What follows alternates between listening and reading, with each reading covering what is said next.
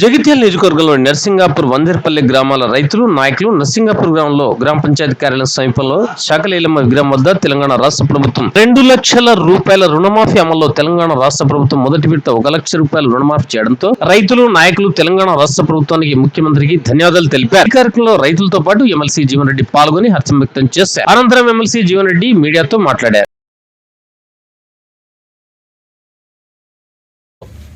2 లక్షల రూపాయల వరకు మాఫీ చేయడం జరుగుతుందని చెప్పి పేర్కొనడం జరిగింది. దానికి అనుగుణంగా నిన్న రాష్ట్ర ముఖ్యమంత్రి రేవంత్ రెడ్డి గారు ఇవాళ నిన్న 1 లక్ష రూపాయల వరకు రైతు చెల్లించాల్సిన రుణం ఏదైతుందో మాఫీ చేయబడే విధంగా 6,98,000 కోట్లు ఏదైతుందో మరి రైతుల ఖాతాల్లో బ్యాంకులో జమ చేయడం జరిగింది. ఈ 31 జూలై చివరిలోగా 1 లక్ష నుండి 1,50,000 రూపాయల వరకు కూడా రైతు చెల్లించాల్సిన ఒక బకాయి మరి ప్రభుత్వం చెల్లింప చేయబడే విధంగా, అట్లాగే ఆగస్టు 15 లోపు ఏదైతుందో 2 లక్షల రూపాయల వరకు అని చెప్పంటున్నారు. ఇక్కడ వాస్తవంగా మొన్నటి శాసనసభ ఎన్నికల్లో ఈ అంశాన్ని పేర్కొంటే ఇక్కడ వాస్తవంగా దీన్ని కొంతమేరకు ఒక రాజకీయ నినాదంగా భావించడం జరిగింది. కానీ కాంగ్రెస్ పార్టీ ఆ విధంగా కాకుండా వాస్తవ రూపకంగా ఆనాడు యూపీఏ ప్రభుత్వ హయాంలో మన్మోహన్ సింగ్ గారు ప్రధానమంత్రిగా ఏ విధంగా ఏకమొత్తంగా 1 లక్ష రూపాయలు రుణమాఫీ చేయడం జరిగిందో ఈరోజు మరి తెలంగాణ రాష్ట్రంలో 2 లక్షల రూపాయల వరకు మాఫీ చేయడానికి కార్యక్రమం అమలు చేయడం జరుగుతుంది.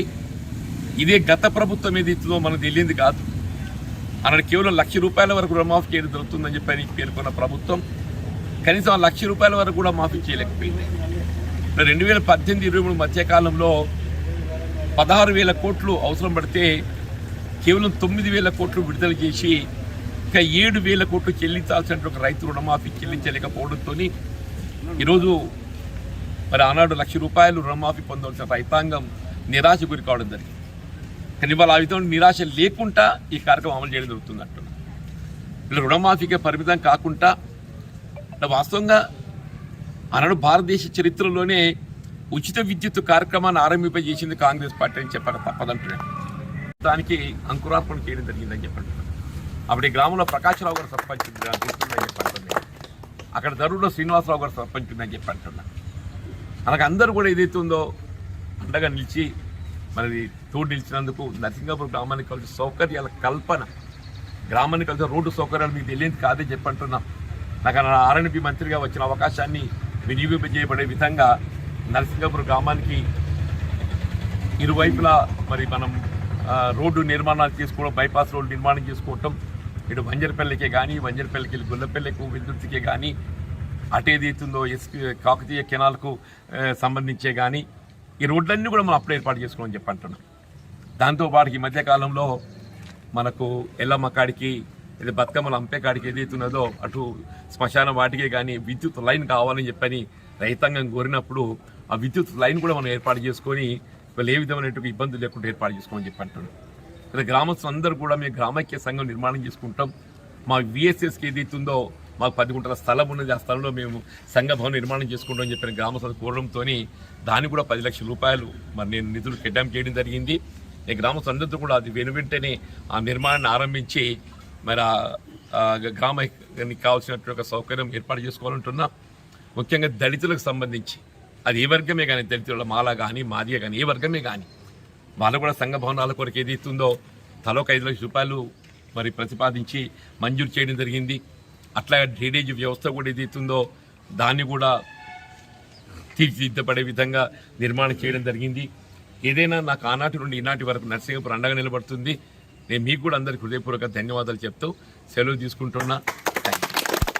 సాగునీరు అందింపజేయడం జరుగుతుందో కాలువల ద్వారా సాగునీరు పొందలేని రైతాంగానికి వీళ్ళ పంటకు సరిపడే విద్యుత్ ఉచితంగా కల్పింపు చేయాలని చెప్పని వైఎస్ రాజశేఖర రెడ్డి గారు ముఖ్యమంత్రి ఉండగా అమలు చేయ తలపెట్టిన కార్యక్రమం ఈరోజు తెలుగు రాష్ట్రాలలో మరి మనం ఏ విధంగా అమలు చేయబడుతుందో గమనిస్తామని చెప్పంటున్నాం.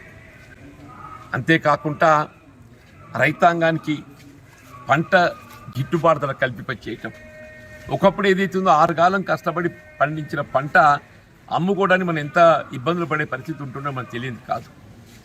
కానీ ఆనాడు 2004లో అధికారానికి వచ్చిన కాంగ్రెస్ పార్టీ కల్లంగాడ వడ్డు తోకేటట్టు అని చెప్పంటుంది కార్యక్రమాన్ని అమలు చేసినటువంటి ఒక ఘనత కాంగ్రెస్ పార్టీ. ఈరోజు మళ్ళీ వరి ధాన్యానికి ఏదైతుందో మద్దతు ధర గిట్టుబాటు కావటం లేదు.